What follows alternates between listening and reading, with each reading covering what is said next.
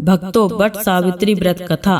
ज्येष्ठ मास की तपती दोपहरी में जब स्वागिन महिलाएं बट वृक्ष के नीचे श्रद्धा से दीपक जलाकर अपने पति की लंबी आयु की कामना करती हैं, तब केवल एक व्रत नहीं किया जाता, बल्कि उस उम्र, प्रेम और अटूट विश्वास को याद किया जाता है जिसने स्वयं मृत्यु के देवता यमराज को भी झुका दिया था।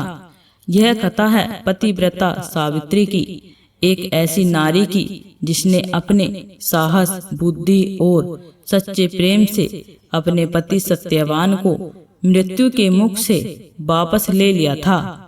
तो आइए भक्तों, श्रद्धा और भक्ति के साथ सुनते हैं पवित्र बट सावित्री की व्रत कथा। प्राचीन समय की बात है। मध्य देश में अश्वपति नाम के एक प्रतापी और धर्मात्मा राजा राज्य करते थे।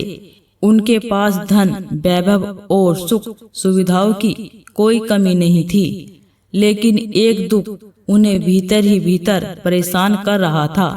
उनकी कोई संतान नहीं थी। राजा अश्वपति ने वर्षों तक माता सावित्री की कठोर तपस्या की। अतः देवी प्रसन्न हुई और वरदान दिया कि उनके घर एक तेजस्वी कन्या जन्म लेगी। कुछ समय बाद राजा के घर में एक सुंदर कन्या ने जन्म लिया, जिसका नाम देवी के आशीर्वाद से सावित्री रखा गया। सावित्री बचपन से ही अत्यंत तेजस्वी, बुद्धिमान और सुंदर थी। जब वह विवाह योग्य हुई, तब राजा ने उसके लिए योग्य वर की खोज शुरू की, लेकिन सावित्री ने स्वयं अपने पति का चयन करने का निश्चय किया। एक दिन यात्रा करते हुए सावित्री वन में पहुंची। वहां उसने एक तेजस्वी और विनम्र युवक को देखा, जिसका नाम सत्यवान था। सत्यवान एक वनवासी राजकुमार था। उसके पिता राजा धूमसेन अपना राज्य खो चुके थे और परिवार सहित वन में रहते थे। सत्यवान के संस्कार, सेवा भाव और सरलता ने सावित्री का मन जीत लिया। वह लौटकर अपने पिता के पास आई और सत्यवान को ही अपना पति बनाने की इच्छा प्रकट की। उसी समय महर्षि नारद वहां आए। उन्होंने ध्यान लगाकर कहा, राजन, सत्यवान गुणों में श्रेष्ठ है, लेकिन उसकी आयु बहुत छोटी है। विवाह के ठीक 1 वर्ष बाद ही उसकी मृत्यु निश्चित है। यह सुनकर राजा अश्वपति घबरा गए। उन्होंने सावित्री को समझाया कि वह किसी और वर का चयन कर ले, लेकिन सावित्री शांत स्वर में बोली, पिताश्री, आर्य कन्याएं केवल एक बार ही पति का वर्णन करती हैं। मैंने मन से सत्यवान को अपना पति मान लिया है, इसलिए अब मैं किसी और का विचार नहीं कर सकती। सावित्री के दृढ़ निश्चय के आगे सभी को झुकना पड़ा। शुभ मुहूर्त में सावित्री और सत्यवान का विवाह हो गया।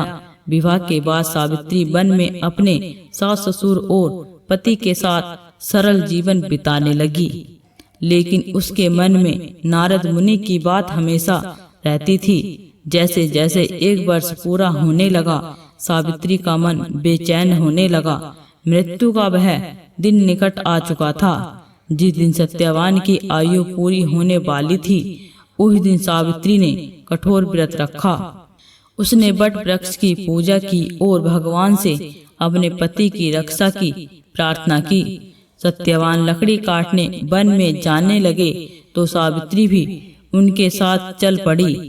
वन में काम करते समय अचानक सत्यवान के सिर में तेज पीड़ा हुई।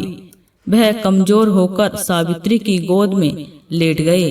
तभी वहां एक दिव्य पुरुष प्रकट हुए। उनके हाथ में पाश था और शरीर से अद्भुत तेज निकल रहा था। सावित्री समझ गई कि ये यमराज हैं। यमराज ने सत्यवान के प्राण अपने पास में बांध लिए और दक्षिण दिशा की ओर चल पड़े, लेकिन सावित्री भी उनके पीछे पीछे चलने लगी।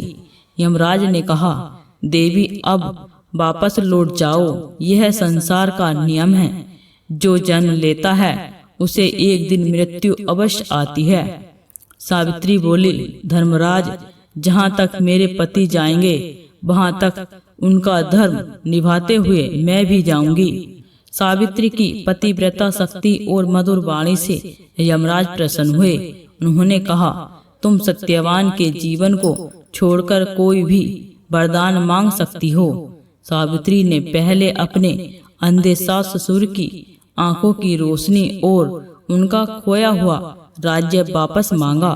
यमराज ने वरदान दे दिया, फिर भी सावित्री उनके पीछे चलती रही। यमराज ने दूसरा वरदान मांगने को कहा। सावित्री ने अपने पिता राजा अशुपति के लिए 100 पुत्रों का वरदान मांगा। यमराज ने वह भी दे दिया, लेकिन सावित्री अभी भी पीछे चल रही थी। अब यमराज ने तीसरा वरदान देने को कहा। सावित्री बोली, धर्मराज मुझे सत्यवान से 100 पुत्र प्राप्त हों। यमराज ने तथास्तु कह दिया। फिर अचानक उन्हें अपनी भूल का एहसास हुआ। यदि सत्यवान जीवित नहीं रहेगा तो सावित्री को पुत्र कैसे प्राप्त होंगे। सावित्री की बुद्धिमानी, पतिव्रता, धर्म और अटूट प्रेम से यमराज अत्यंत प्रसन्न हो गई। उन्होंने सत्यवान के प्राण वापस लौटा दिए और कहा, हे देवी, आज तुम्हारे प्रेम और तपस्या ने मृत्यु को भी पराजित कर दिया। संसार में तुम्हारा नाम सदैव आदर और श्रद्धा से लिया जाएगा। इतना कहकर यमराज अदृश्य हो गए। उधर सत्यवान पुनः जीवित हो उठे। सावित्री उन्हें लेकर आश्रम पहुंची। कुछ समय बाद राजा धूमसेन को उनका राज्य वापस मिल गया और उनकी आंखों की रोशनी भी लौट आई। इस प्रकार सावित्री ने अपने सतीत्व और व्रत की शक्ति से अपने पति को नया जीवन दिया। तभी से स्वागिन महिलाएं अपने पति की लंबी आयु और सुखी वैवाहिक जीवन के लिए श्रद्धा से वट सावित्री व्रत करती हैं। भक्तों, यह कथा हमें सिखाती है कि सच्चा प्रेम, विश्वास और धर्म के मार्ग पर चलने वाला व्यक्ति सबसे बड़ी कठिनाइयों को भी जीत सकता है। वट सावित्री व्रत केवल एक परंपरा नहीं बल्कि अटूट समर्पण, त्याग और प्रेम का प्रतीक है। यदि आप भी अपने परिवार में सुख, शांति और अखंड सौभाग्य चाहते हैं तो ये श्रद्धा से वट सावित्री व्रत अवश्य करें। बोलिए वट सावित्री माता की जय।